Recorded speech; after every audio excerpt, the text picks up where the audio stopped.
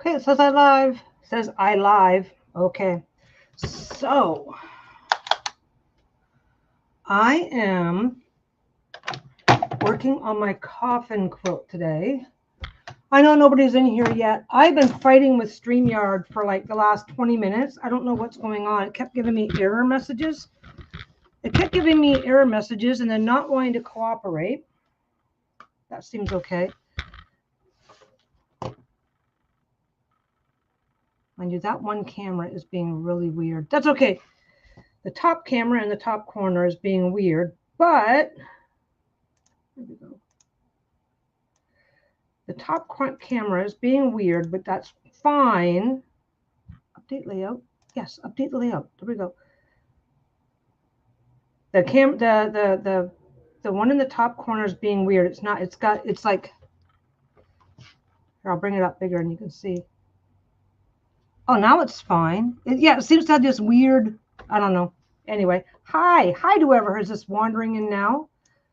I'm working on my coffin quilt today. I'm finally getting that done. I've got a massive pile of crap behind me. Hi, Linda. Oh, that's okay. Oh, wait. I'm on mute.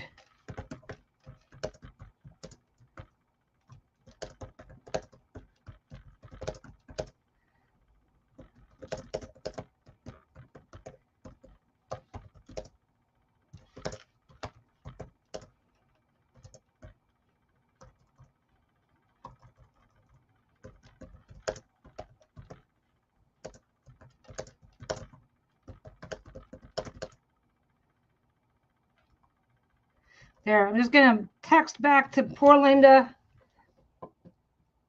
Okay. So, I got to go get my quilt and I got to go get started, but I got to get everything set just right because once I'm I want everybody was saying they wanted to see me do some of my top stitching, and it's not a process. Okay, well it is, but it's not that big of a deal. Thing is that everything's going to be like piled up over here. So with that in mind, I have to make sure that I have enough space for it to not fuck up everything else. Because if it starts dragging over my laptop over there, it could wreck my stuff. But anyway, I am top stitching the whole thing in black. I already knew that this. That's okay, Michelle. I'm glad you could show up. I'm not doing anything stellar today. All I'm doing today is top stitching on my coffin quilt, which is ready to go, all pinned up.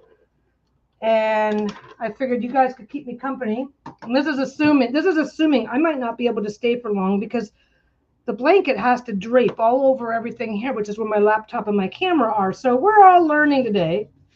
I meant to give, I tried to set it up. I tried to schedule it, but StreamYard was being really weird. Today I have to wear both gloves. I'm going to need gloves. I'm going to need all my pinch strength. Hi, Sheila. That's my puppy.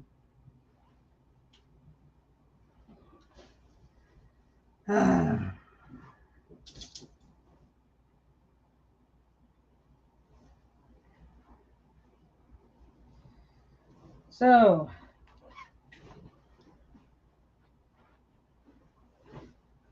let's see how this goes.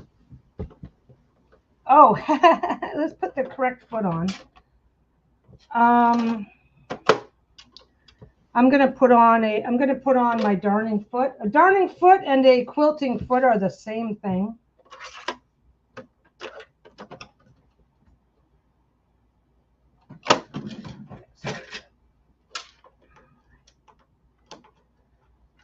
Anyway,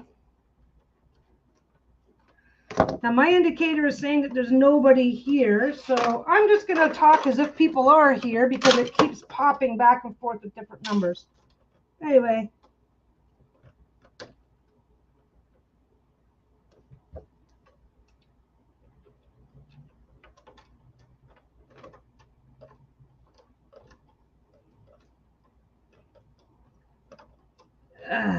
Come on.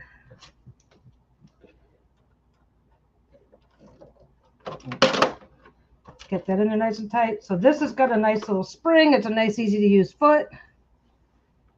Yeah, it's weird. It keeps saying, yeah, it goes 3020. So according to my little thing there, I have a little thing that tells me how many people are actually in and watching, but it's obviously not working today. So I have no idea. When I was trying to set this up, oh, and I'm on a different microphone today, because I need it as little as possible, cluttering this area. So if my sound is a little off, let me know. As long as it's not echoing, we're just going to have to deal with it. But if you're having trouble hearing or doing whatever, I'll see what I can do. So anyway, today's batting, I'm using this really light, it's a polyester, but it's really sturdy. It doesn't break down. It lasts forever, whatever. It's so far it's been really good to me.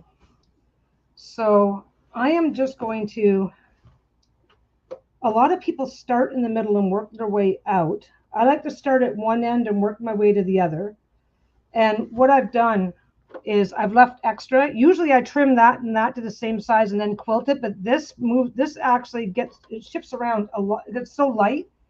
It shifts around a lot and stuff like that. So I'm going to put it on, and then I'm going to, I'll put it on. Then when I'm done, I'll just trim it and then um, do my final stitching and stuff. But I'm going to start in the center. Then I'm going to go this way. And then when I come back, I'll pick up all that. And actually, maybe I'm not. Nope, I'm not. I'm going to start on one side. There are only a few rules when you're quilting. When you're quilting, you really want to you really want to give yourself a little bit of space around the edge. That way, everything, not inches and miles, but just a little bit of space. So there's that. I gotta drop my feed dogs. I gotta make sure they went down. Yeah, they're down. The feed dogs are the little I haven't top stitched a quilt like this since this machine broke down. I've done a ton of quilts, but almost everything I do is quilt as you go. So I haven't really. How many of my quilts have I actually well, that one I top stitched? I guess I'm doing it more than I think I am, but I have to remind myself. Then again, taking the time to remind yourself whether you need to or not is a good way to make sure that you're not missing a step. Because if you miss a step and fuck it up, a lot of work has to get redone. But anyway,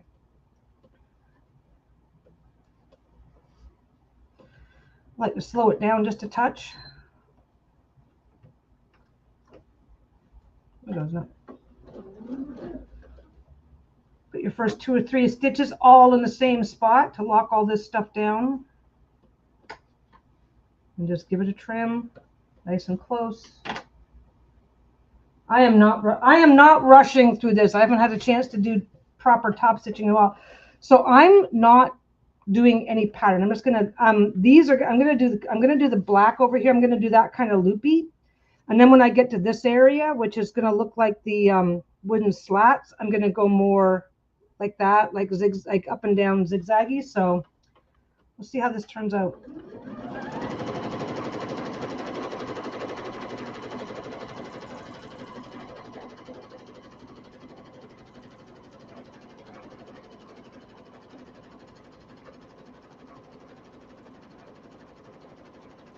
Now this is all I'm doing till the whole thing is done.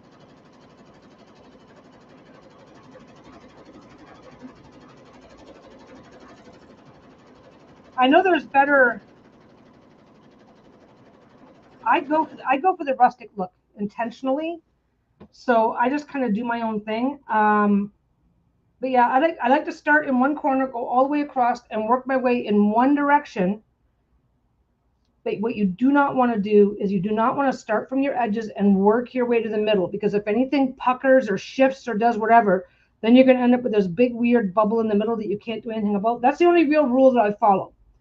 Is I start on one end, go all the way across. I work my way all the way down. If I start in the middle, if I want something that's going to go like this, then I'll start in the middle and work my way out, but never start from the outsides and work your way in. If there's any other rules that I'm not aware of. Oh, okay. Well, hello, Linda, and welcome. Yeah, I did not.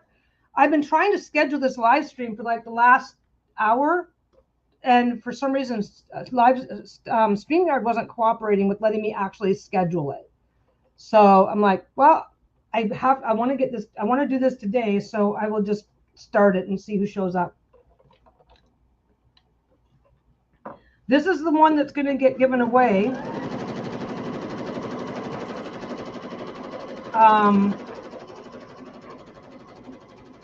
Which it's going to be a giveaway. It's going to be a giveaway on Lisa's channel, and once it's done, well, it's probably going to be done if I make the time to work on this for the rest of the day. I can actually probably finish this today, because a lot of this stuff, the kind of good quilting that people do when they're doing it by hand like this, they may want to do special designs and patterns and stuff, and I'm not there yet. I'm still working on just getting comfortable doing this part. Take the pin out as I go. I'm still working on getting comfortable with this part, so I tend to move like a little faster. I can go faster because I'm being intentionally careless. Where's my, man, I gotta get my bowl of pins. There it is. Oh, and I can put that back now. You're okay, puppy. It's okay. It's okay.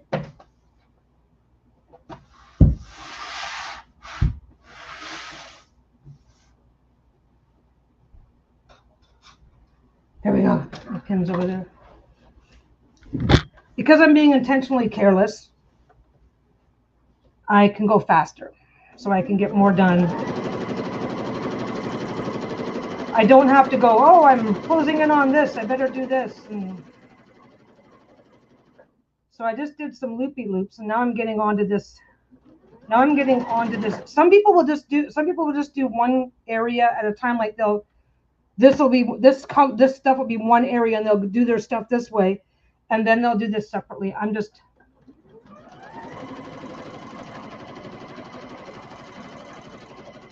This is really simple. I'm just making up and down loopy loops here, moving the pin. I think I might just repin. I don't think I'm going to be taking. No, I can repin later. This is a pain in the ass. This is the part that I hate. I just put these pins in a few minutes ago. I'm taking them back out again. So I'm going to go straight up until I hit here. But now that I'm back on the black stuff, I'll put a little loop back in. Then I'll go straight down.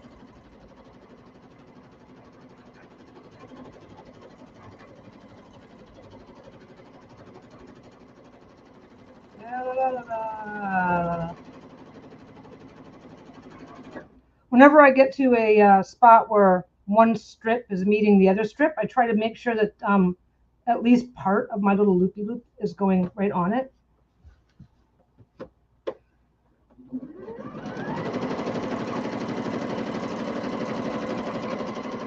That nice and long. Whenever you're stopping your machine, stop moving first. And if it ends up putting a couple of stitches in the same spot, that's just a lock stitch anyway, so it won't hurt anything.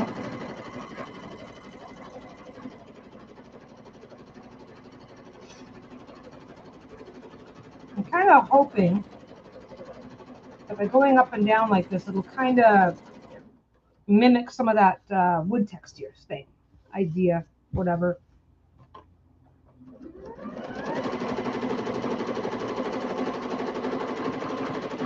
What I was going to do is just go straight up and down, start on one side, work my way over, and then come back. But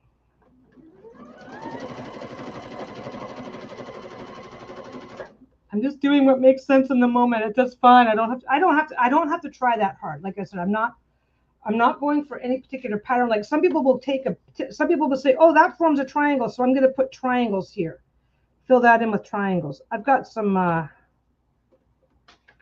I knew this was going to happen because some of the fabric, whenever you're using scrap, you end up with a higher than normal amount of loose threads that can sometimes pop up in the seam, so I'm cleaning those up as I go. Anyway,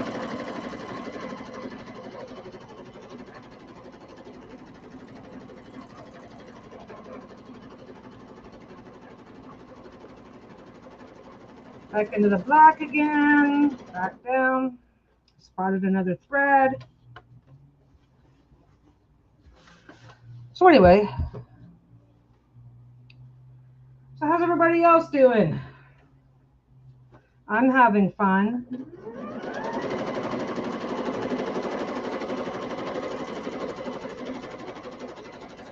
I'm going to do one more going down and back up. Maybe another one there.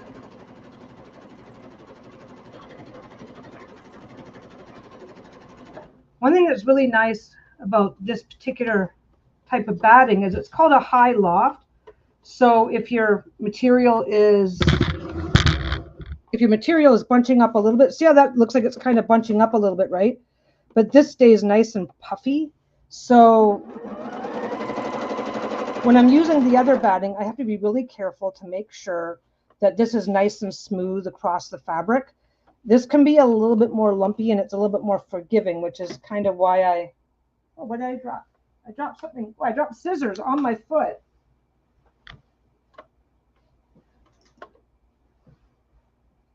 Those scissors need to go over there. But anyway, that is neither here nor there. That's what I'm finding. So that little bit of puffiness there, I don't have to. Okay, I don't have to worry about it pushing forward and forming a pleat. I don't have to worry about that. I just have to keep it relatively. I just have to keep it relatively smooth, and then it'll just see. And now it just adds to the puffiness. It adds to the puffiness instead of creating a pleat, which, like I said, my other batting, I get around it by just using more pins. It does. Yeah, unfortunately we got to stick with this angle. Well, we don't have to, like right now everything's over here, but I'll show you what's gonna happen. Almost done here. Almost done with this section here.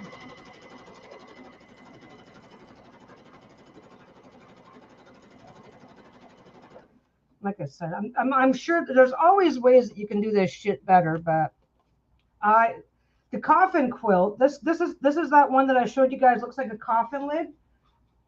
For the purposes of this quilt, I want it to have a bit of a sloppiness to it anyway, intentionally, so this is perfect. I don't know if sloppy is the right word. Like, you know, like when you look at photos from the Old West and stuff like that, none of it ever looks perfect. It always looks a little bit off. That's how I want it to look. So I don't have to agonize the same way. So now I'm down here. Now I get to move down to the next section and start working. This is why this foot is so great. And now that I've got my first row done, turn the whole work sideways. This is what I love about this foot. That's what I love about the quilting part of it, because now that I've got it turned sideways, I can just do it this way now, come back towards myself, but that's why I end up with this all full up. Anyway, what's new and exciting for you guys? Who's got fun plans for the weekend?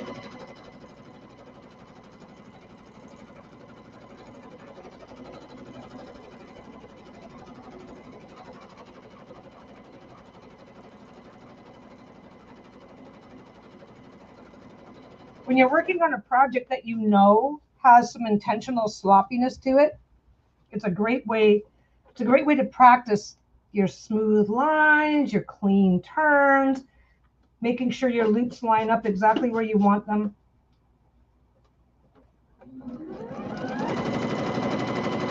So always take an opportunity when you see it. Still, wow, that kind of blows. But, you know, it's the universe.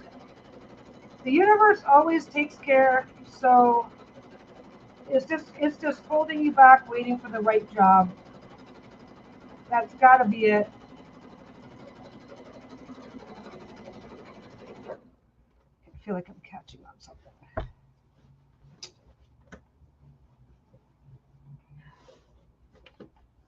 Just a second. Got a face full of dust.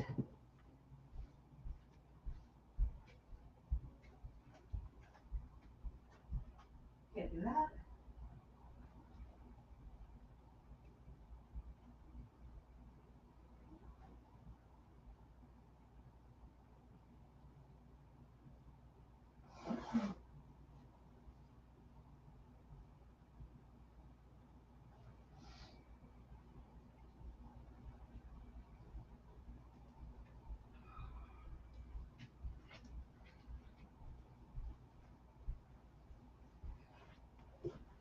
Try to put my gloves on. You can tell which one is the current favorite glove to use. I mean, getting a new pair about every 6 or 7 weeks. Once I get to the point where it's just, I don't mind if it's stained, but once I get to the point, hey Moira, I don't mind if it's stained, but once I get to the point where the stain does not fade with washing, then it's time for a new pair. But that's just the preference. Honestly, as long as they're still sticky on here, I don't think I need to ever do anything about it. Yeah, this is what these gloves are actually for. It really increases your grip strength. So it increases your grip strength so that you can do this without wearing your hands out.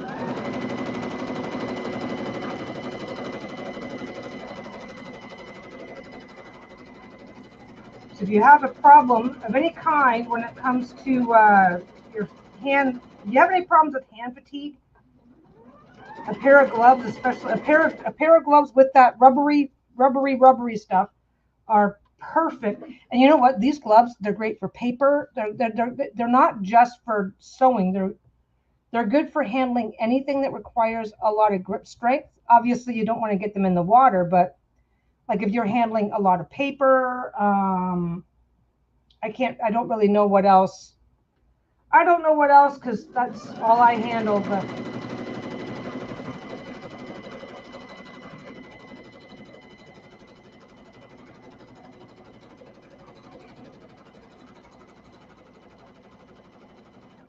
what is going on? I feel like it's catching on something and it's not. Never be afraid to stop and check. Now, yeah, let's play doctor. No, but it increases like okay, like look at this. If you have an issue with gripping large things, right? It just, I'll tell you right now, like Lisa and I were joking around just the other day, and we realized like I've got 4 to 5 times the grip strength, fingertip grip, like well not fingertip. This goes like to here. This goes to here. The staining is just here because that's where I mostly. But I've got like 4 to 5 times the grip strength, the hand strength that I have without them because my skin is so dry. My skin is so dry that I have to like hard grip just to pick up basic things sometimes.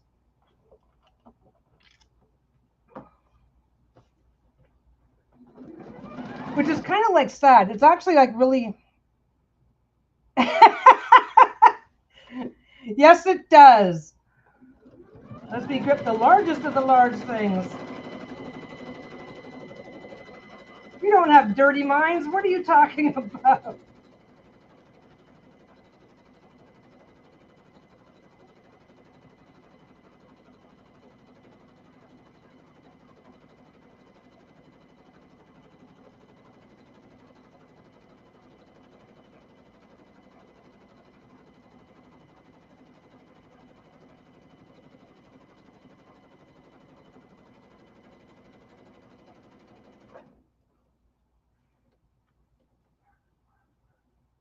Somebody's barking outside. Anyway, yeah, I'm a bigger fan of these. I'm a huge fan of these now just because of they did make a lot of difference because I was starting to get some basically when you grip you can you see it? Can you see it? Yeah, you can see the muscles right there, right? That's where tennis elbow lives. If you have tennis elbow, that's where it lives, and your grip strength impacts it. You can actually, yeah, you can see it. Well, you can't really see it. I'm not aiming to the camera correctly, but anyway.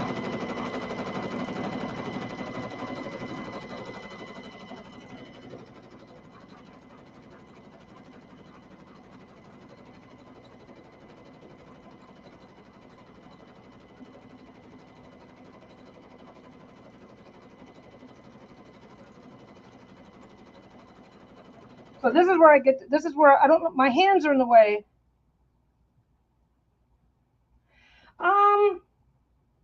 Okay, for me, it's super relaxing because I'm not trying to do any fancy designs and stuff. I'm just trying to get it done.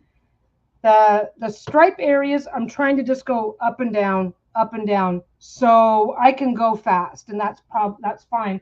Here, I'm doing loop-de-loops, which I'm also doing. I'm not trying to do a design. Like if I were to have like, oh, I want to draw in a heart and a bat and a moon. If I were to try to do that, I'd have to slow down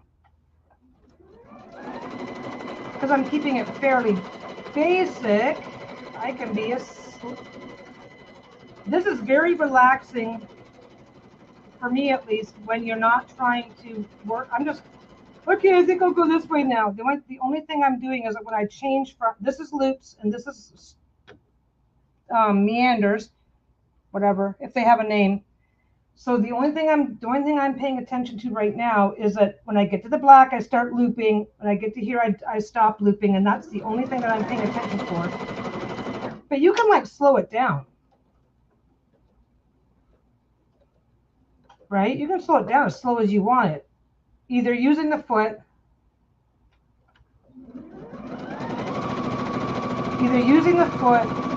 the foot pedal, or using your stitch control if you have that built right in. But also don't forget it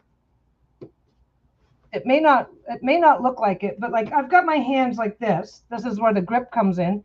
And then I'm just like moving inside of that space. And then as I move, so I am working on small sections as I go.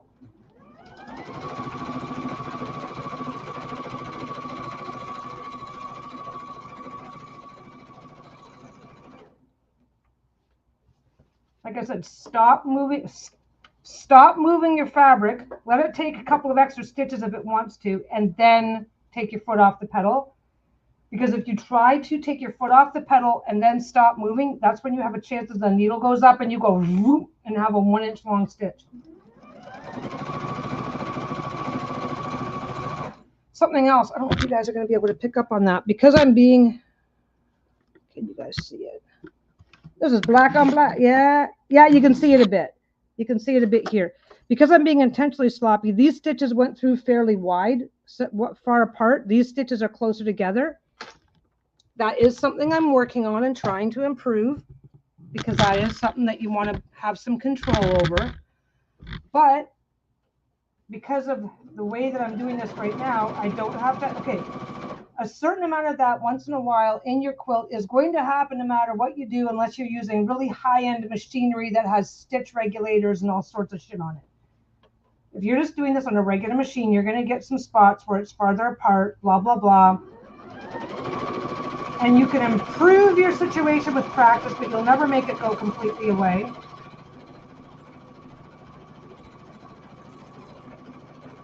So that's something that you do over time.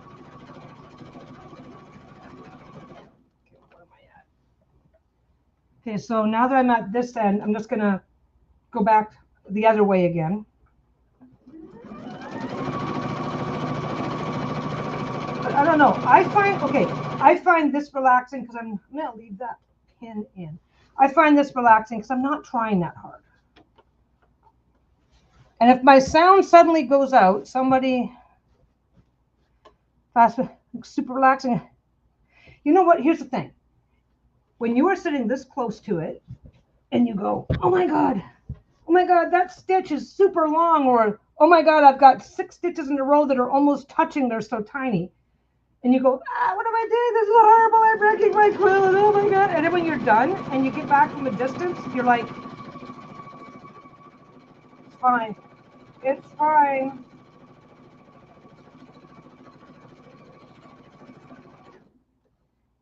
check and see where I was. So anyway, this is fun. This is fun. This is fine. I know people don't want to see. I know people want to see the free motion quilting. And don't forget, like in time, I'm going to be I'm going to start with smaller projects where I look up some of these techniques that people do and then start practicing them.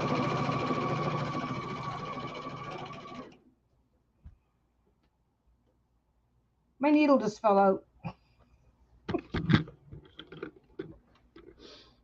It's not broken. It just fell out. It fell out. Okay. So this is easy. This is easy. So I'm going to put my needle up. I'm going to snip the fabric. I'm going to have to cut it. I can't use my thread cutter because in order to use the thread cutter, you have to have your needle to push everything into place. So that's back up. There's nothing wrong with the needle. This was obviously, I just got it back from the shop and they put a fresh needle on it when it goes to the shop. So when they put the fresh needle on, obviously somebody, yeah, it's still tight. Somebody didn't tighten it enough. Okay, what am I doing here? Here's the problem is that sometimes I can't, sometimes in spite of doing much better at life. Oh, okay. This is interesting. Okay, this foot has a spring in it that helps push it back down. So it's actually pushing this at a bit of an angle and making it a little bit more challenge mode to get back in. Come on, get all the way. I don't feel like it's all the way in. Okay, we will find out. If you're fucking around. Okay, I've also got to get under here and cut the bobbin. Gotta cut the bobbin thread because I'm gonna have a big tangle if I don't do that. Okay, now if you're putting in a fresh needle, if you're putting in a needle or replacing a needle or returning a needle to its spot,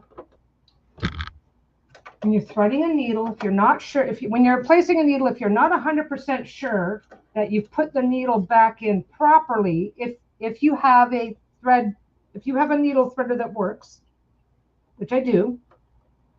This is a trick. This is a trick if you have a needle threader, okay? If you have a needle threader that works, come on, what's going on? There we go. If you have a needle threader that works, no, it just fell out. The needle just fell out. It's not broken. It's fine. So when you are replacing your needle anytime, anywhere, if your needle threader works, then you will always know if your needle is properly in. This was just not tightened properly. Obviously, they probably. I got it back from the shop with a brand new needle in it, so I just sat down and started sewing. So I am going to, thank God it happened at the edge. It's a lot easier to deal with because I'm going to go in here. I'm going to go underneath and find that bobbin thread as it attaches to the thing, and I'm going to trim that close. Then I'm going to. This can be a pain in the ass. This part can be a pain in the ass. Anyway, I started like 6 different times. Hi, Tammy. I started 6 different times. So if you are replacing your needle, okay, or in my case, my needle just fell out. For Tammy and anybody else who missed it. If you are putting a needle in and you are not entirely sure that you've pushed it all the way up to be seated properly inside the little piece that holds the needle, if you have an automatic needle threader, if the needle is not placed, if the needle is not in there properly, it won't thread, and then you'll know. If the needle threads properly, the needle just threaded properly, it's fine. I pushed it all the way back up. I think I was just overthinking it for some reason because it didn't feel like it was going in. And then you find where your last stitch was, back up 4 or 5 stitches, and then do exactly what you did before. For quilting, doing a single stitch and then pulling everything up from the bottom. single stitch, pull everything up from the bottom. I'm right along, I'm still, it shifts around, put it back, line it up. It sounds like a million steps. It really does. The first couple of times you do it, you're like, oh my God. And that's fine. The first couple of times you're doing it, you're going, oh my God, this is so fucking complicated. And then after that, you're like, okay, it's just, you take your time, go down, and just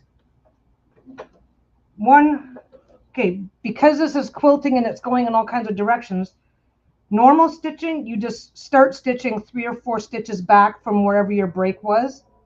Quilting, I put 2 or 3 stitches in the exact same spot first. And then I continue, and I try to more or less follow the path, because there's a few stitches that are still in place there, right? But if I trim out those stitches, then I got to go 3 or 4 inches back, 3 or 4 stitches back from that. Wherever the last decently solid looking stitch went in, you want to be back 3 or 4 stitches from that. That's all. I don't think my Amazon Basic sewing machine for newbies has a fancy needle threader. I'm sorry. I'm sorry. Well, I will say,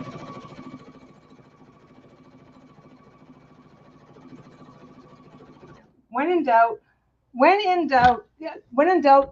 also something that will help. If your needle's not positioned properly, that means it's not lined up properly to catch everything properly. So if you have concerns, then keep a piece of scrap handy and put in 3 or 4 stitches. If those stitches look, oh my God, I just switched my needle. Oh, everything looks really funky. Then rethread it, take your needle out, put your needle back in. Sounds like it sounds like a huge pain in the ass, but it's this I cannot remember. I don't think this has ever happened to me before. These are not common, happens all the time problems. Okay,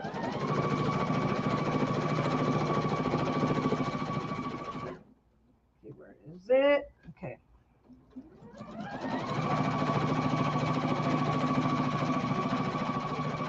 Now I'm back to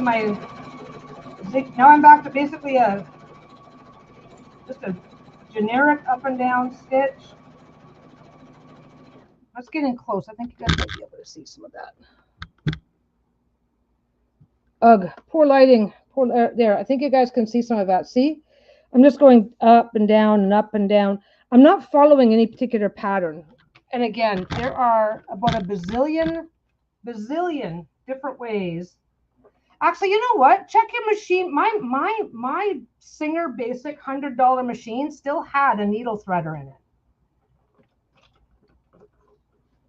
Now, depending on what kind of a machine you have, if it has a simplified needle threader, you may not even recognize that that's what it is. So if you have some sort of a lever that comes down, this is just freehand. I'm doing loopy loops in the pure black here. I'm using black thread, just doing loopy loops around the thread. And when I get to these strips, I'm just going back and forth and back and forth and back and forth. I am not following a pattern. I'm not even going to try and follow a pattern. What I need to do. Oh, and I also don't have my I don't have my good microphone hooked up today, because with all this being like, this is already draping over my laptop. With this being where it is, I'll just knock the mic over or cover it. Anyway, no, this is pretty simple. This is simple, and I'm keeping it simple. That's one of the reasons why I can go faster. I do want to start doing, now that I'm starting to get, I'm not sure I would trust myself to do that. This is easy. Okay, because you use the pins, you use your little safety pins, right? Once you get it all pinned down, it's not really going to go anywhere. And then you just gotta trust yourself to not give a shit if it's not perfect when it's done. That's your job. Your job is to go, it's warm, and if you don't like it, you don't have to have, if you're doing it for somebody else. But no, this is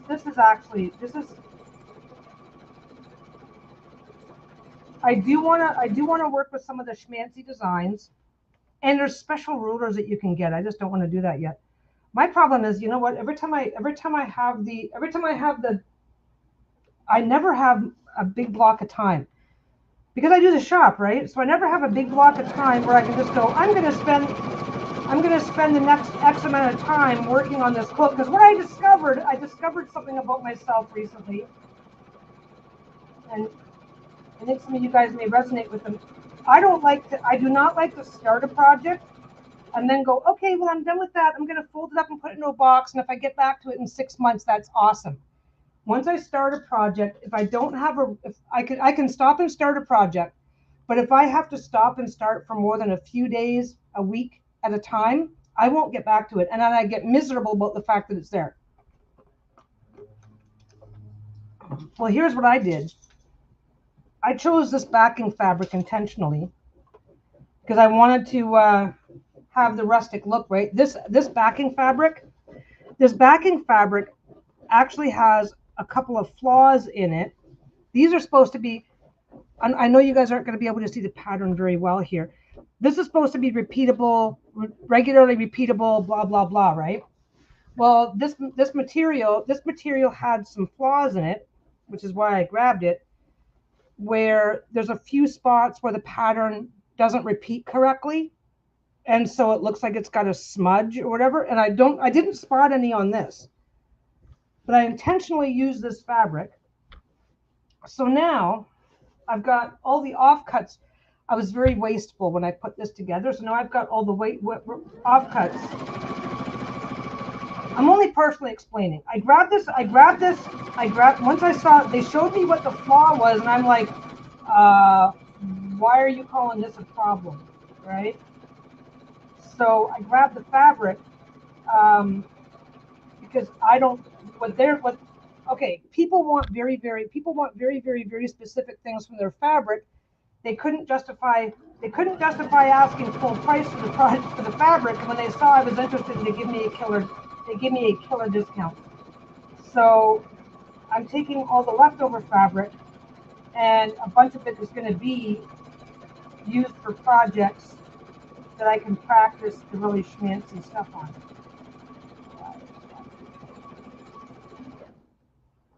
Oh, that's the spring. Like, I'm hearing a little tiny weird noise.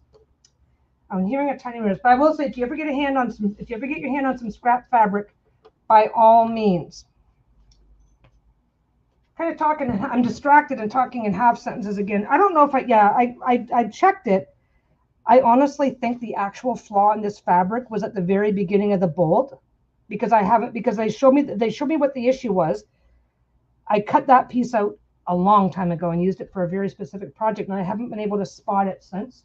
So anyway, but because of that, I got a really good deal on a very large amount of really inexpensive fabric that I can now sacrifice.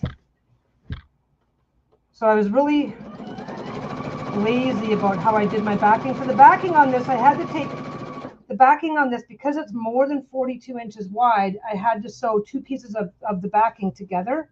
See, I just sewed two pieces together. So one piece wasn't enough, but two pieces was way too much. So all the leftovers I had from left and right are going to be, I'm going to be working on, I've got a second one. I've got a second coffin. I've got a second smaller coffin that I'm going to use for a lap blanket at home here. It's kicking around. It's under a pile of something, and I got to go find it.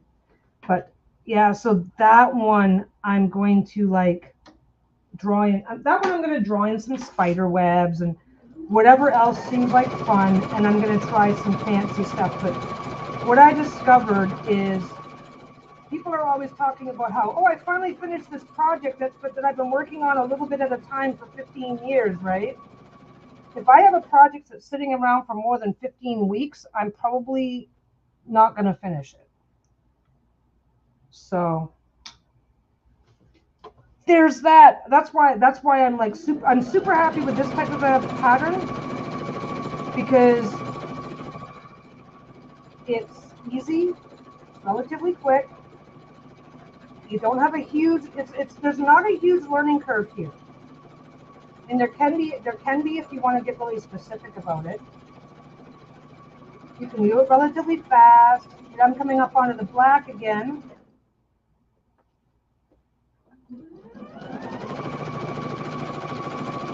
But yeah, I just really like, okay, back to loopies on the black again. So, yeah. This is the quilt for the giveaway. This quilt is going to be for a giveaway on Lisa's channel. I think, I'm not sure when she's going to do it. I've got to finish it first. If everything goes according to plan, I'm going to be finishing it today. If I don't finish it today, well, Lisa's doing readings all day tomorrow. So if it doesn't get finished today, it's 100% getting finished tomorrow. And then she's going to do a quick something to announce it.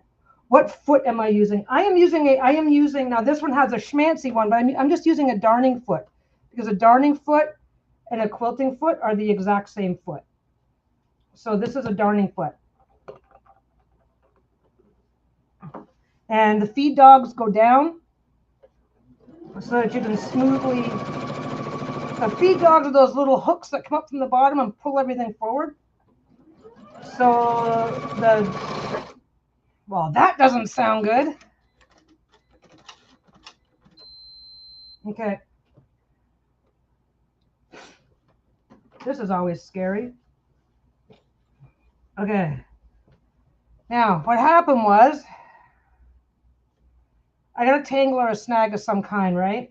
So the first thing I did was stop everything off. I don't know if you got, I'll explain what happened for anybody who can't really see very well, because like I said, the camera has to live back here because I can't put on this. So the first thing that happens is hands are here, but I'm no longer pulling. I'm just like making sure things don't get yanked. Foot off the foot pedal, weight it out. This is an electronic machine, so it's got sensors and yada, yada, yada, yada in it. And it just gave me like an E7, right? So first thing you do is you cut that thread. First thing you do is you re-aim the camera. First thing you do, cut your top thread. Come on, you can do it.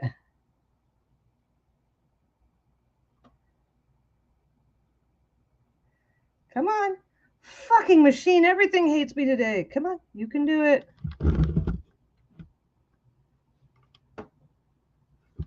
Oh, Jesus.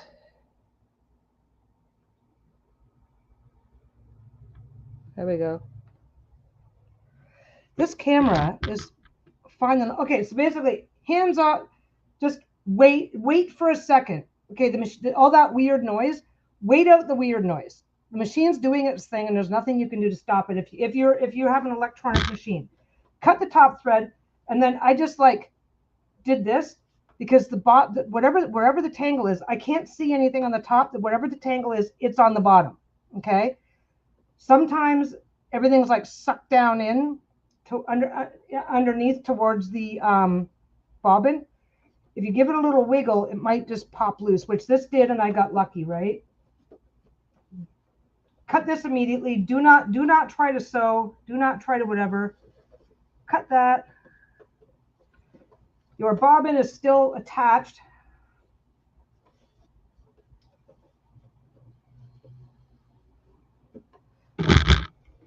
Now, I'll tell you right now, this is because this happens for a whole lot of reasons. And the reason why this happened, get up here, you. Okay. Can I get this on camera? There we go. So this is on camera right now. So see, we've got this happening here. This machine, and I do not know why, because considering how much I spent for this machine. Okay, so there's my bobbin. Cut that.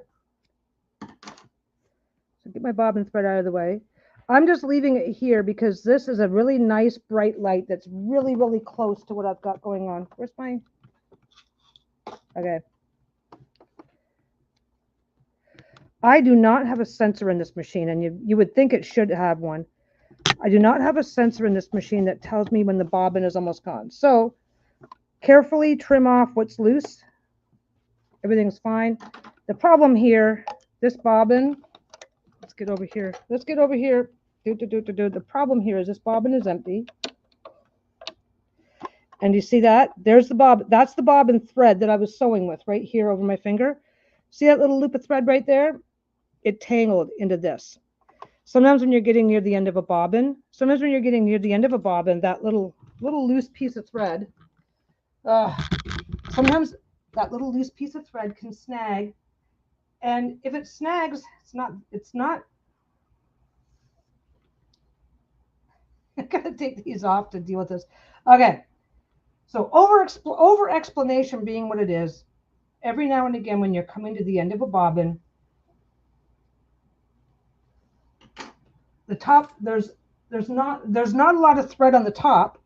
There's not a lot of thread on here for starters, and then that little bottom loop pops loose because that's how you start it, right? There's always that little loose piece. It might pop loose in such a way, cause a tiny bit of a snag, but because there's not enough bobbin left to like let it pull itself out, it just tangles. When you have an error, most machines, when you have an error like that, you have to turn them off and back on again. Okay.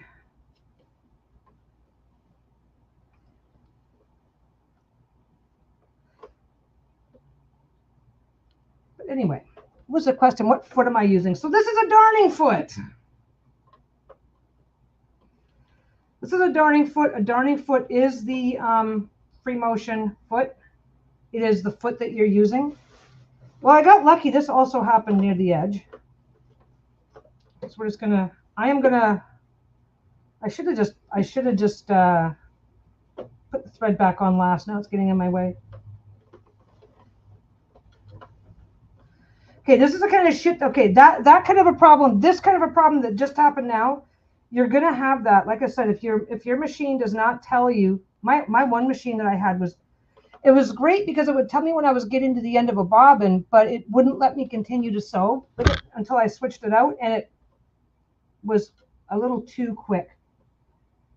So same thing. Down, up. Pull the bobbin to the top. Get a couple of stitches in. What's going on?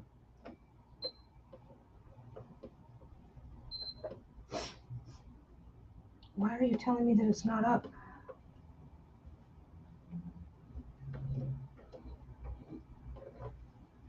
What's going on? There we go.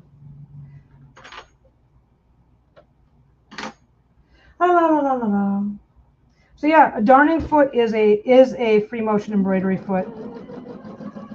It's the exact same foot. And now I know I can get across once and part of the way back. Well, no, I went down, back, down again. I can get 3 rounds. I just didn't quite cut that close enough. I can get 3 rounds out of one bobbin. So now for me, I use black to close my bags. I use a lot of black. So I might just do every other round, switch out my bobbin, and then I can take those extra end pieces and just use them for my regular stuff later.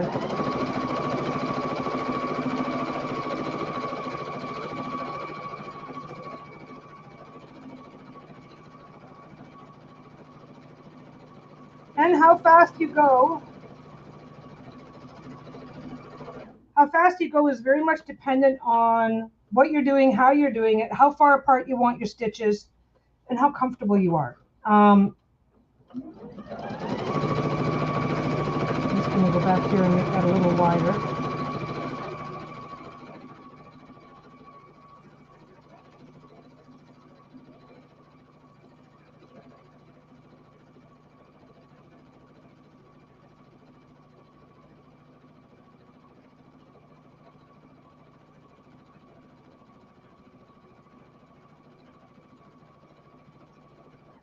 You know, this is.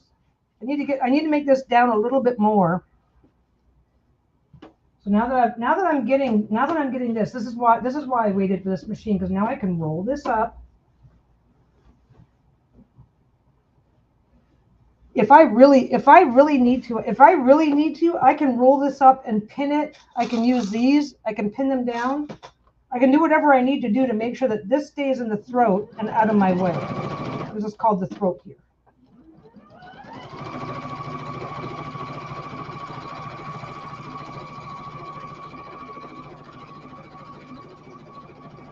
I just spotted my loopy loops, and this needs to go down a little bit more.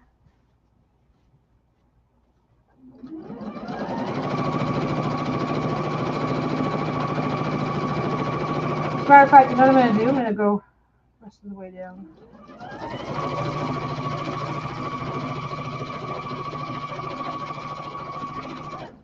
I had a thing here where this over here was actually I don't know what I did. My seam veered off or something. So this is actually a little bit puffed right here. So when I get down to this section, I'm going to have to make sure that I quilt that to hold down that area. It's a lot easier. It's a lot easier to adjust your quilting than it is to have to swing by and repair and not repair, but readjust an entire quilt top. So where this pin is, I'm going to do it right now so I don't forget to get back to it. So see where that pin is. This is actually like, I had to fold it over by like almost a quarter inch, half inch. So I just finished the fold. It's like, oh, what happened there? I have no idea what happened there. But I'm just going to go that.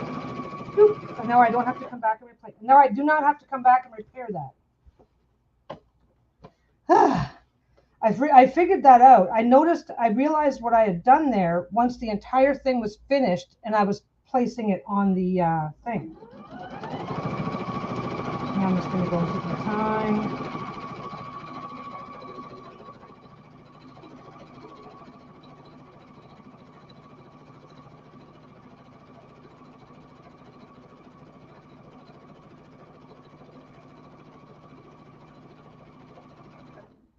And I think I am going to pin these. I'm just going to pin it along the front and to the, you guys can't really see. Okay. I'll bring my camera back over again. I'm just going to pin this.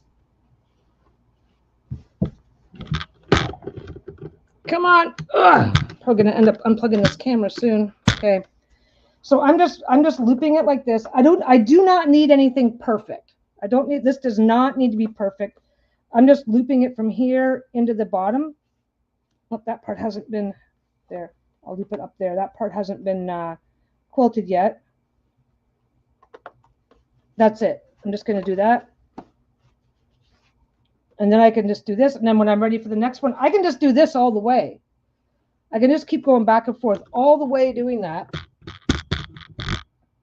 I can take them out. I can put them back in. Whatever helps your stuff be where you want it to be.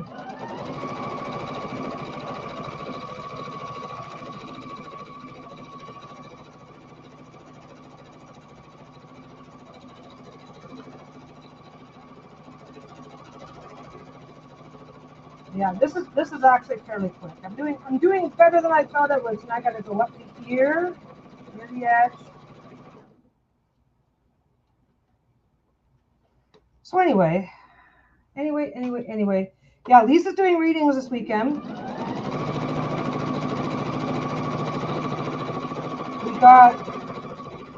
We got good news and bad news on Unicorn Journey. Good news being that the decks are at the fulfillment center. There's no bad news, actually. The decks are at the fulfillment center now, but what we didn't realize that they process them as they come in, and there's several orders ahead of ours. So they are starting to process. We thought that they were going to process on Monday and start having decks in there by Wednesday. Turns out that's like, well, no, there's already other orders ahead of you that need to be processed. So it's like going to be 3 or 4 days before we get to your order. But they are there. They're at the fulfillment center. They've been counted. There's one missing box. So we just have to confirm what's in. We have to confirm what's in that box, because if that box has stickers and books in it, then we have a problem. And if it's just a box of decks, we can sort it out later. So we had been saying, oh look, they're in now. If everything was going to plan, they'll be coming. So it looks like this coming Monday.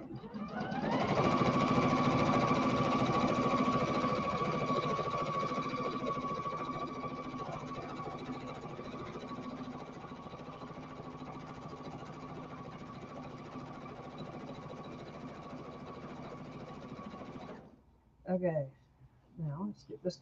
I just want everything to go through this throat properly and not give me any heartache. So that is my only focus in life. Because the only time I ever have issues is if stuff starts getting, not tangled, but the only time I ever have issues if stuff starts piling up in the throat, then I'm always afraid that something is going to slide under and get stuck. Don't ask me why I'm worried about that. You know, it's never happened to me. I'm just so perfect and wonderful. Anyway, now that I'm looking at this, I probably could have got this to fit in the other. Well, it's better to. This is the better machine for that. So that goes all the way down there.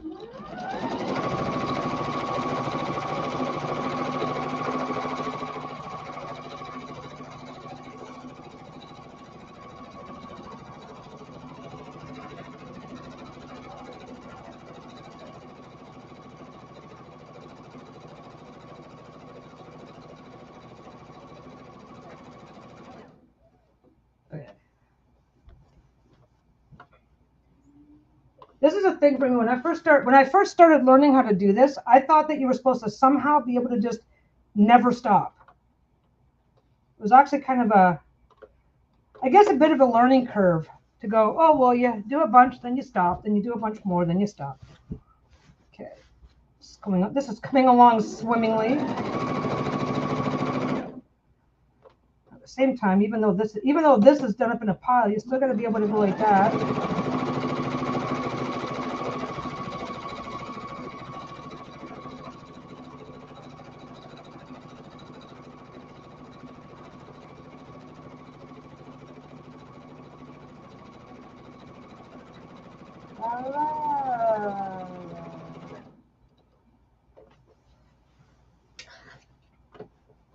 I will say that if you're doing smaller patterns, you could be here making little loopy loops in the same spot for a few minutes. It's kind of what I'm looking forward to learning how to do. Anyway, so Lisa's doing readings. The deck is at the fulfillment center, getting ready to ship it out. Everything's fine. Well, it still has to be formally received by their receiving department. And then they will be able to start shipping it out. So our best guesstimate was off by a week, which is not the end of the world.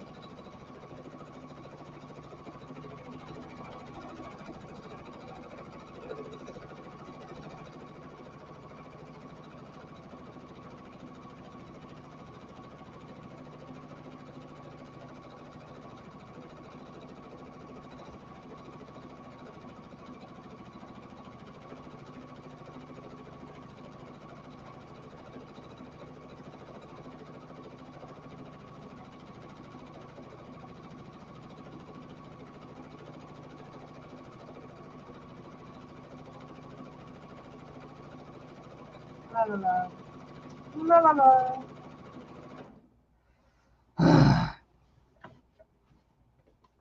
Because I'm doing such a sloppy stitch, this is actually going a lot faster than normal quilting does. Apparently, allegedly, according to what I've read. Anyway. Oh, and Lisa and I also did a video together. We did a Say Yes to the Deck chat, podcast style, I guess.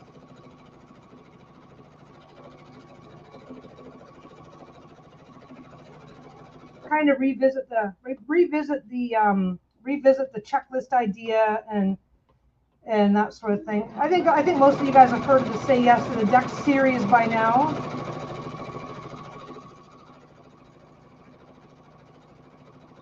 So we did a podcast chat about that because we were talking about that. We've been talking about that a lot. We've been talking about it a lot in this weird way because it's like we're you know, I am the queen of don't buy it if it's not going to work for you. Oh, by the way, I made a deck, buy it, right? So it's like, oh my God.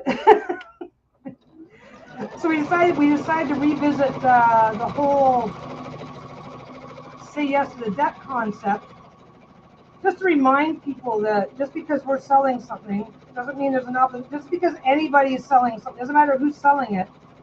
Just because somebody's got something to sell doesn't mean you have an obligation to get it. And you know, it's the whole thing about you don't owe anybody an apology or an explanation as to why you're making your spending decisions. So very Say Yes to the Deckish.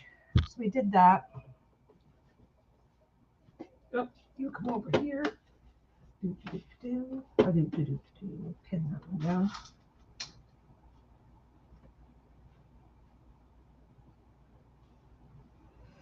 Yeah, this is the first time I've actually pinned these as I go. I was looking something up and I was looking something else up and I came across a reference and I'm like, why am I not doing that? My biggest concern is always something getting stuck. Like I said, something. My biggest concern is always something pulling forward and ending up getting stuck.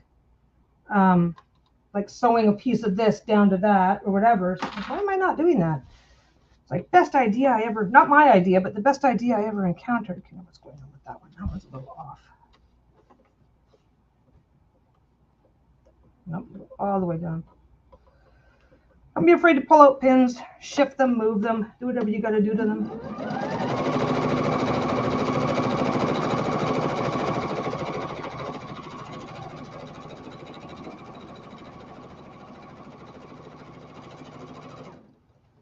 What's going on? Now, sometimes, yeah, eventually, I'll be right back. Eventually, you may want to flip it around. So I think I might be doing that in a second.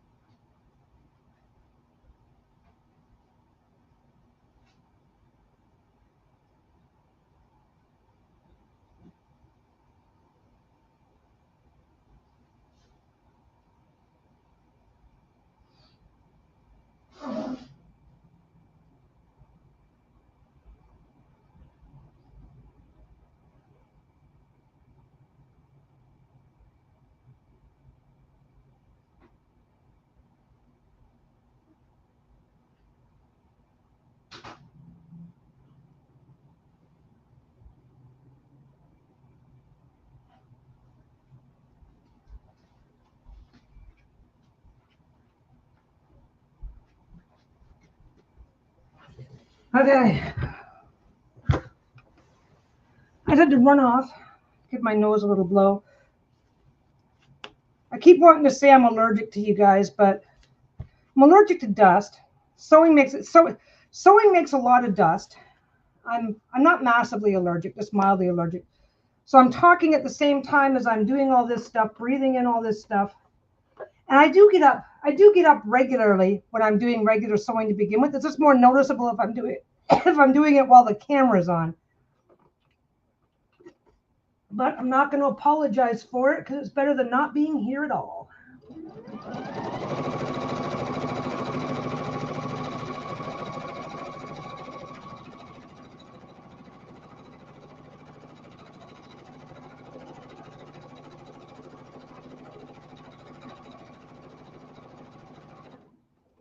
Okay, yeah, this is getting heavy on this side. Okay, which way? No, I'm not. I haven't hit the halfway point yet. I haven't.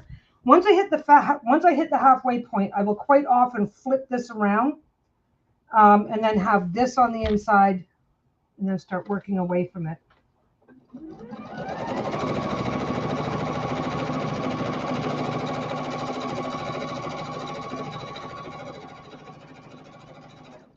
There's a pin.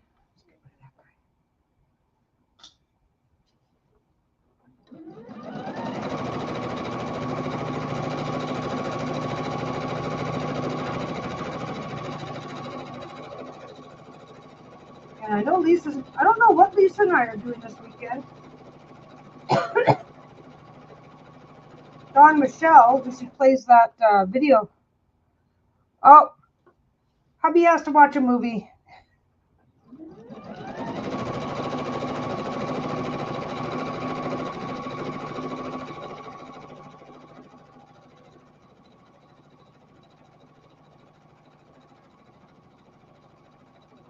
Okay.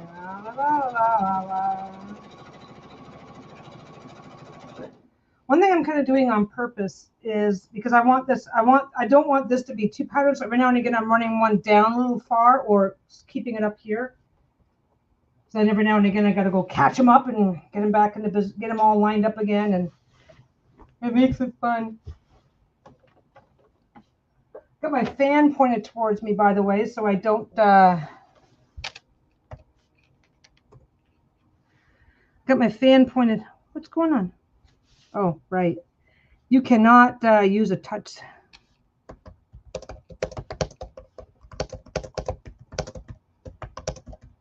There.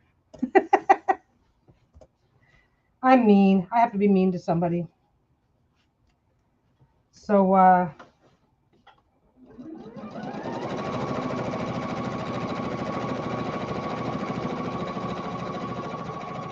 yeah, Lisa plays Baldur's Gate with Dawn Michelle on Sundays, only they're not playing this week.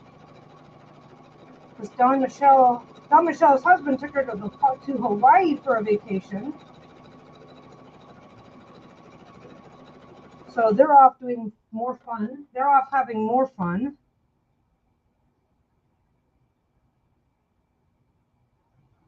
By the way, if you have a little bit of these where the fabric, if you have a little bit of these where the little threads from the back have ended up on the front and they're stuck in your seams, as long as you get the worst of it out, as long as you get the worst of it out, then the rest of it after a couple of washes will just break down anyway.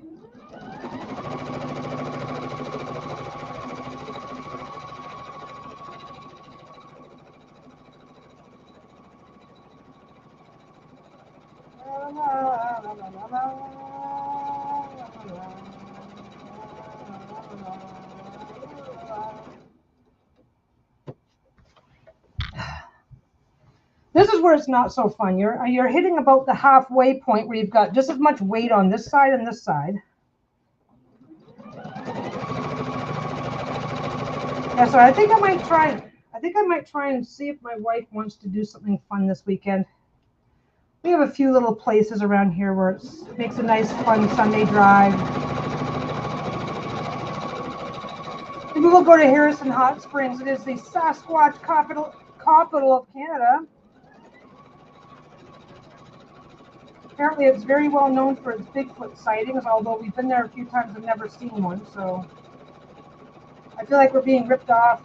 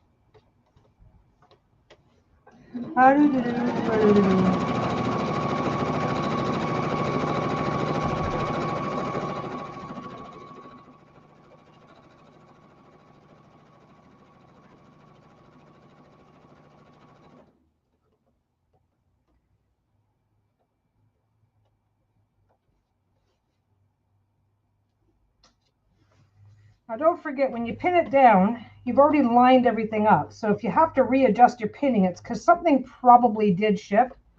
So now you just got to decide how important that is to you. Like I said, with this stuff here, this stuff is called high loft. This stuff is called high loft because of the way it's puffy. So you can rework little puffy areas. You can rework that back into the regular quilting, and it won't show up. So that kind of, it's a huge advantage for this material.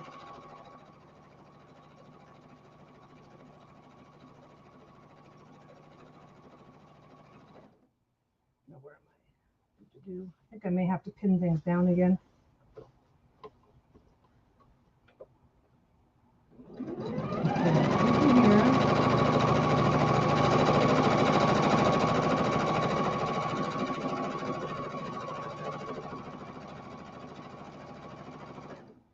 Well,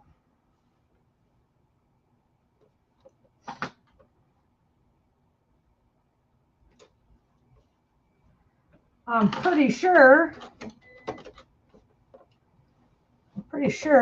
that my bobbin is empty.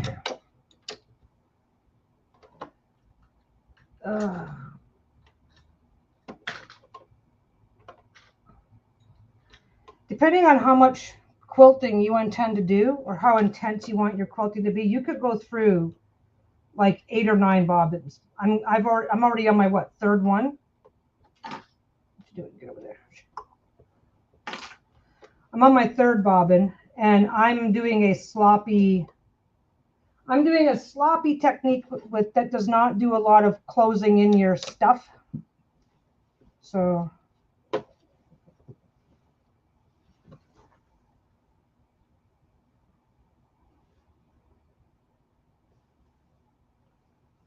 I forgot to mark my spot. Oh, it sewed itself down very nicely. That's why. It's like I can't find it. Okay.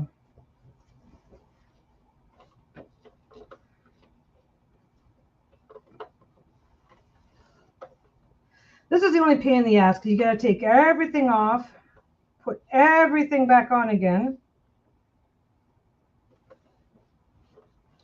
Find your spot. If you do what I just did and lose track of it, okay, I came out here. I came out here. There it is. There it is. If you lose track of it, especially, okay, I've got black thread going on black fabric. Like, I mean, if this could be any more difficult to see, it would be invisible. So there's that. There it is. I want my tweezers, not my scissors. Okay. There we go. I'm just going to hold this tail. I'm going to hold this tail because I'm not seeing it yet, just yet. There we go. 3 or 4 stitches to get away from that spot. This is not as bad as it seems. It really isn't. I mean, having to stop. I'm going to go that way and get that piece. Having to stop the bobbin is not that big of a deal. It really isn't. The reason why it's, the bobbins come preloaded with thread, or do you have to wind them yourself? You can buy preloaded bobbins. You can buy them that way. No, I have to load these myself. So I always try. Now this is black thread. So for me, I kind of always have a bunch of black thread ready to go. Whenever I need to do bobbins for black thread, I do 6 or 7 at a time because I use black thread because I line my drawstring bags in black. So black thread everywhere. But no, you have to, unless you are purchasing pre-made bobbins, which you can. But unless you're purchasing them like that, you got to do them yourself. I used to have when I was back. I don't know if anybody remembers back when I had my embroidery machine and I was doing embroidery, but I kept pre-wound black and white on hand just so I wouldn't have to screw around. Is that? Yeah, that's right.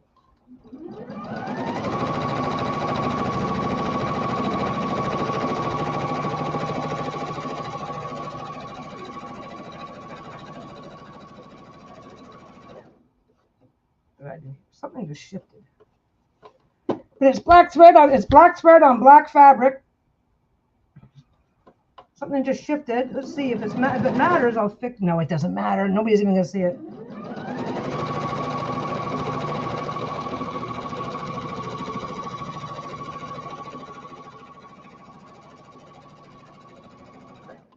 Honestly, for most quilting, you're gonna work for a while inside of a small area. Do what you're gonna do, and then move on.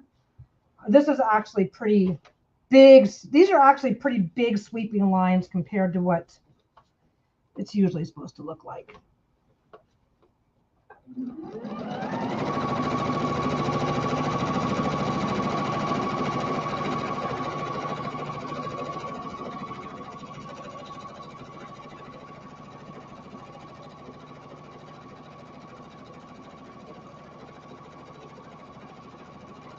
Yeah, I had a big thing of black bobbins and white bobbins just for embroidery because it's a lot quicker. Okay, why do I feel like this is hanging up? If you feel like it's hanging up and dragging and not wanting to move, it's usually, oh, wait. My seam is here, I think. Where's my seam?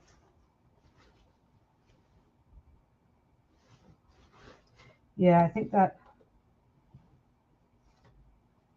I'm going to double check.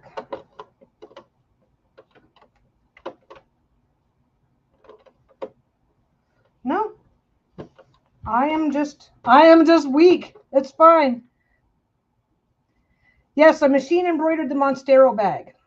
The Monstero bag. I did a bunch of bags. I did a few of the Monstero. I only ever did like 4 of those. I only did them for friends. Because that's somebody else. I really didn't want to screw around with somebody else's intellectual property. I did a couple for Lisa, a couple for some friends. I also did one. I did one that people really loved for the Moonchild. That one was really popular. That didn't go on to anybody's. I found a whole bunch of designs that worked for a bunch of different types of decks. So the one that I did for the Monstero was just really worked well for that deck. I did a couple of Spirit Keepers bags, but again, just for friends. They weren't for sale because we didn't have Benebells. We never checked in with Benebell about selling them, and I wasn't about to do that. I wasn't about to sell. Yeah, the Egyptian theme. I wasn't about to. I'll go get it. I wasn't about to sell anything specific without the creator's permission, and I was never going to do enough of them to be worth it. That came out wrong.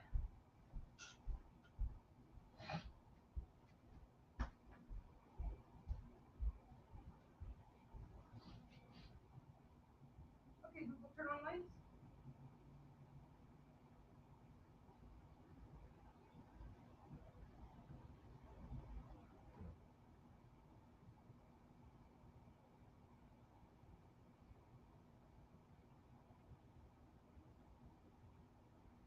Okay, Google, turn on bedroom lights.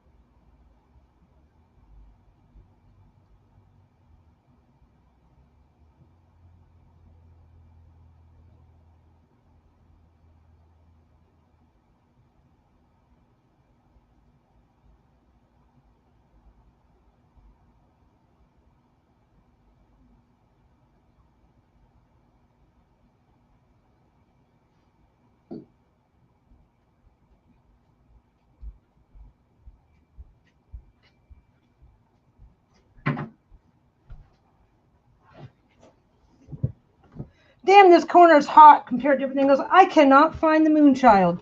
Here's a couple of bags though that I did make. This is one of the first bags I made, and you can tell if you get right in really super close, you can kind of see where a few of the stitches weren't quite right and whatever. And that was one of the first ones I did. I did that one.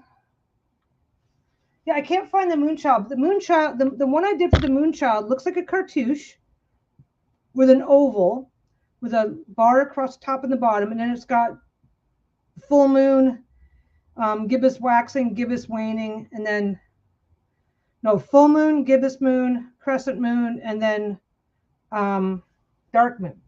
But I don't know where it is. Lisa must have it at work. But yeah, there's a part of me that's like, I wish I'd kept that machine, but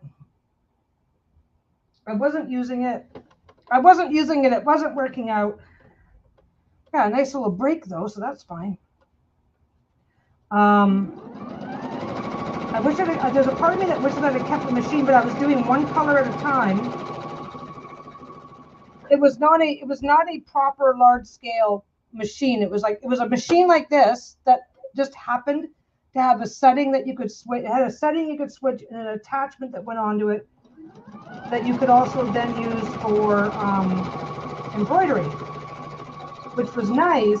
But those types of machines, they require way more babysitting than I had time for. So over time, it was more of a hassle.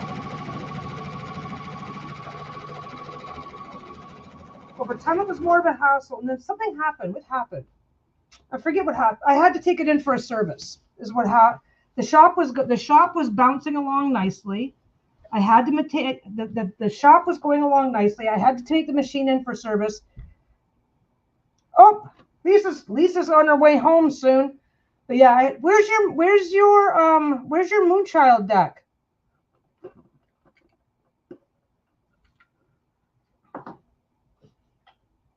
She gonna answer me? I bet you she's already on the way to the car.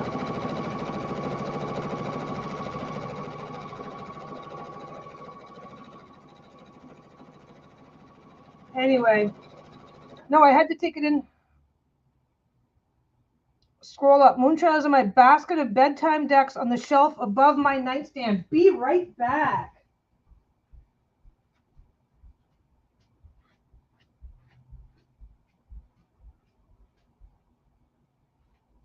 Aha.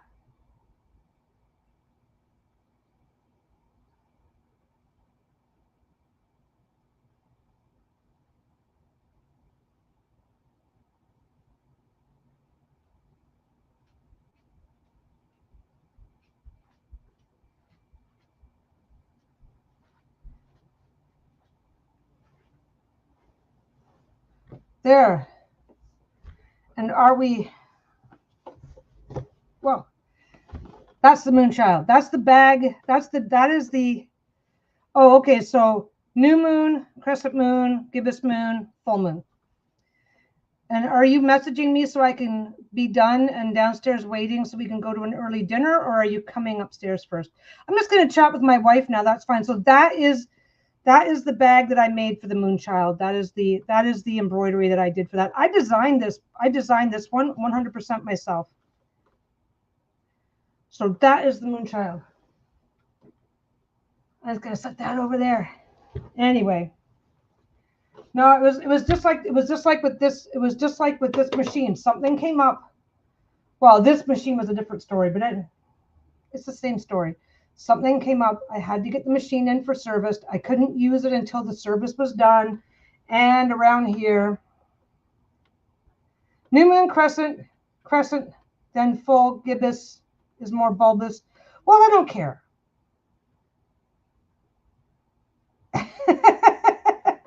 Apparently, I have to say goodbye in a minute, kids.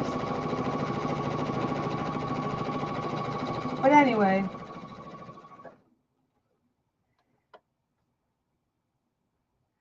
Well, what kind of an embroidery machine do you have? I can probably talk you through it. If it's strictly an embroidery machine, take a class.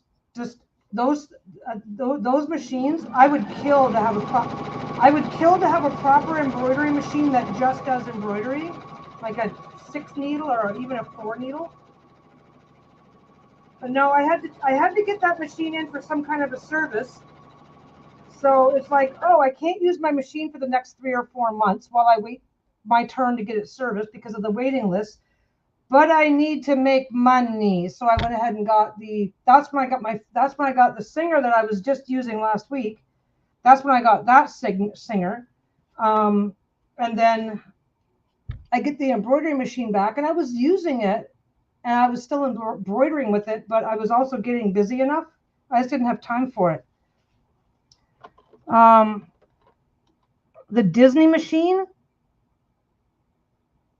It's a normal machine when you can buy patterns for it. Yeah, you can buy. Okay, the Disney machine, basically all the Disney machine is. I've seen it, and at one point I wanted it. The Disney machine has some built-in designs for Disney patterns right in the machine, and they should come. There should have been a CD that came with the machine.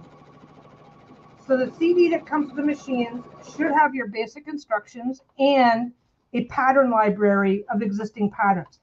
And you would load that into your computer. And then some machines, you have to put your machine on a stick, plug it into your sewing machine, and then and then do your patterns. Other ones, my machine, I just ran a cord. Basically, it was a printer cord. It was the same cord as a printer cord. I ran it from my which way am I going here? I forgot which way I'm going. Am I going down or up? Oh, I bumped into my previous line is what I did.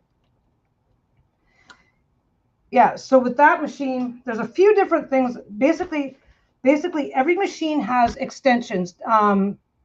Like if you download a program, it's going to be a .exe. If you download a photo, it's going to be JPEG or God, what am I thinking? What's the other one? PDX, this sort of thing, right? So each different machine operates on its own file extensions. So what you do is you can use what's already on board in the machine. The Disney machine has Mickey Mouse, Minnie Mouse, a few others like that, and you can download designs. And those designs, as long as the design has the correct extension at the end, you can just pop it right into your machine. So yeah, so those are the biggest issue. The biggest issue that me and everybody else who is the biggest issue with those is that, and it's not an issue. It depends on your level of patience. With a machine like this that comes with an embroidery attachment, you have to change your thread every single time you want to change your color. With a multi-needle machine, you just load up all your colors, hit the button, and then it just does its thing, right? So, but yeah, the Disney machine is apparently a pretty good machine. It also does regular stitching. You can use it like a regular machine. If it's the one I'm thinking of, and yeah, you can get started. You can get started with what's right on the CD. All you need is you can use interfacing, but you have to use a backing material. You have to have your fabric and then your backing material, and then you embroider into it. If you have anything that's embroidered, a hat, the logo of a vest, you'll see there's a material in the back. And you can get that in bulk on Amazon for cheaper than going anywhere else for it. But yeah, those machines are really easy. I had I found out all sorts of tips and tricks. But my big problem is that because I was so busy with the regular shop stuff, I just ran out of time. Because to do an embroidery project and do it well on those kinds of machines, you really have to be able to sit and babysit the machine. And while I'm doing that, I'm not sewing anything else, right?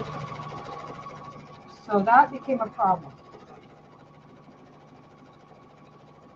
But I will say that for as long as while it was working while it was working as something I had the bandwidth to do, it was working really well. Okay, I'm going to flip this, which is easy enough. I'll just take everything, take my time. The needle is down, so I'm not going to lose track of anything, but I am not rushing. Not rushing. Because don't forget, I'm already going blah, blah, blah, blah, blah, blah, blah. So it's not changing anything for me. I am just going to move all this. Now this stays loose now. This isn't pinned like this as if I want to, and I probably should. I can come back here and take these pins out, which I'm going to do. I'm going to take these pins out. Oh, that's easy enough. What you do with that, the trick to that, embroidering quite often comes with a little bit more waste. There are some design, if you want to do a design, and then make the wallet, then just get a bigger piece of fabric than you need. Follow the instructions, right? But the instructions will say, oh, I want to embroider a whatever. And they're going to go, okay, so cut your fabric to the size that you need. And it's like, don't do that. This isn't bad. This is a twin size, slightly narrow twin size. It just looks big when it's all draped out on all this shit, right? I'm just taking the pins out because as these things yank and pull, it can take that. You got that little hole here, but if you're like, you can work it bigger. So I'm gonna now that this side is just going to be sitting loose, it can just go over there and stay out of the way. Lisa's going to be texting me in a couple minutes with her thing. But yeah, so the biggest trick is two tricks. Make sure follow the instructions for the thing. But if you're doing you want an 8x10 piece of fabric to make your wallet with, right? And you want to put a design so that when you're done, that the embroidery piece is at the front of your wallet, right? Get like a 12x12 or a 14x14 inch piece of fabric, embroider your piece into there, and then line it up and trim out the piece that you're going to work with. Because the biggest thing for me that happened is when I would put something on the frame, if it shifted even the tiniest bit, it would ruin the entire project. It's like, oh, I've got this great piece of embroidery, but because you're wiggling and jiggling and manhandling to get it in place, right? Especially when you're still in the getting used to it stage. Where's my sewing? Okay, that went down quite a ways. Okay. Now, one thing that I have the luxury of having my own sewing, even though I don't have the extreme luxury of my own sewing room, I have this entire sewing area to myself. So when Lisa texts me, I can just kind of stop, balance everything, and walk away, which is what I'm going to do. So I'll probably be saying, I'm going to try and say goodbye quickly for a change. Anyway, yeah, so just do a slightly bigger, do a bigger piece of fabric than they say you need. Put your embroidery on it, and then do your piece. Do whatever it is that you're going to do.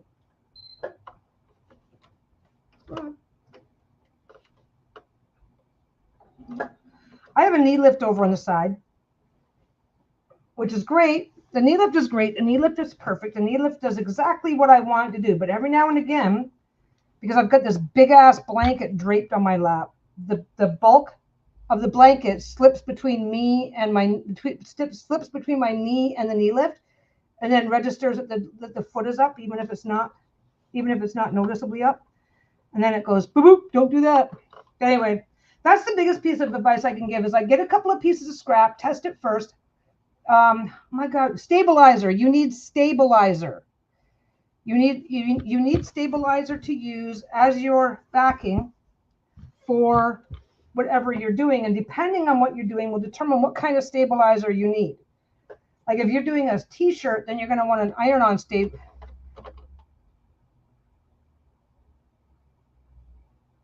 Yeah, oh yeah, you know what? Anytime. I will answer. Okay, if I can answer the question or give you information on how to get the answer, I am happy to do that at the drop of a hat, anytime, anywhere. Okay, so this, I've got to go all the way back up to here for that line because I looped all the way down to here. So what I'm going to do is I'm just going to go backwards a little bit.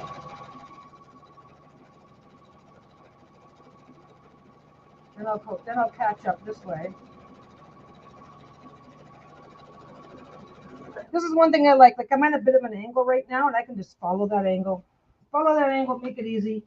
But anyway, yeah, that's probably the most obvious. There's a whole bunch of tips and tricks that you can do to also get your fabric locked onto the frame properly. And if you're, depending on what kind of a frame you're using, it can make a difference. But yeah, take your time. Take your time.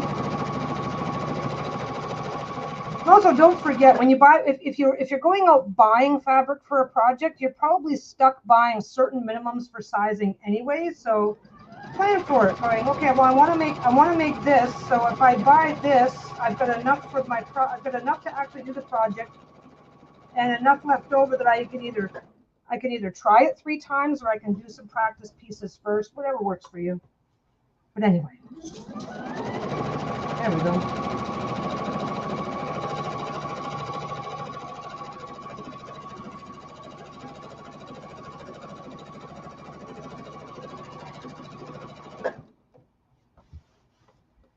And like I said, foot off, wait for the needle, foot off, everything else freeze. It's when you're stopping sewing midway through a line, it's freeze tag, right? It's like, okay,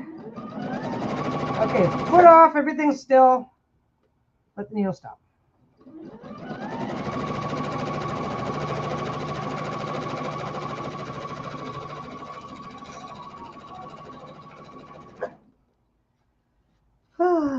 No, I want to do the super fancy schmancy stuff, but I'm definitely gonna start small on that. Until I get better at that, the bigger projects like blankets are going to be this this loosey-goosey stuff. As a matter of fact, I should probably stop now. This is probably a good stopping point. I have the luxury of being able to just stop and go, but I also want to make sure I'm stopping and going in a good position so that nothing's going to shift. So I'm going to stop now. I'm going to stop now, kid. Where's my mouse? Oh, there it is. I thought my mouse escaped. Okay. I'm going to stop now. So basically, all I've got to do is just finish doing this, which it's not as bad as it looks because I'm doing such a loosey-goosey, just get it done. And then after that, I'm trying to Frankenstein a witch's hat to go to the witch's tea party on Sunday. There are tutorials. There are tutorials for witch's hats that are fairly easy. If you have any wire, there's a tutorial for a witch's hat that's actually really easy. And then just before you finish sealing it up, you run a piece of wire around the outside of the brim, like inside the channel, and it works.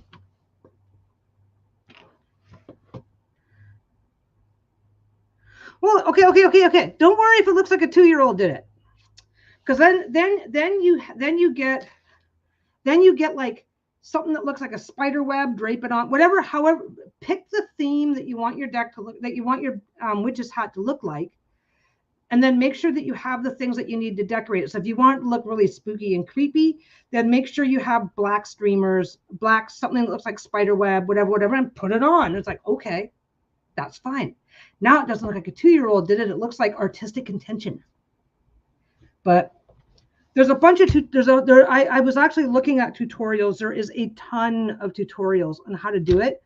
I know you can do it. You've got it. Don't worry about it.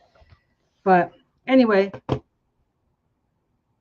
oh, that's okay. You're not obligated to say anything. Thanks for hanging out, being a number on my screen, and a reason for me to just babble and talk my way through this to keep myself company, to keep myself distracted while I got this done. Anyway, thanks for hanging out, guys. If I don't end this stream now, I'm going to spend 20 minutes saying goodbye. So I'm going to let you guys go. Have a great weekend. Stay out of trouble. Actually, don't stay out of trouble. That's no fun. And I will see you guys. Well, next time I see you guys, this will be done. I just have to finish this. And then you guys have seen me doing the self-binding on the edging. So once this is done, I just have to trim this up, which is easy, and then self-bind the edges, and it's done. And I'm actually going to check with Lisa in like 10 minutes on when, where, and how she wants to do the giveaway, because she's doing this as a giveaway on her channel. And so once so watch Lisa's channel for whenever that comes up. But anyway, I will let you guys go. I will see you in the next one. Have a great weekend. Bye.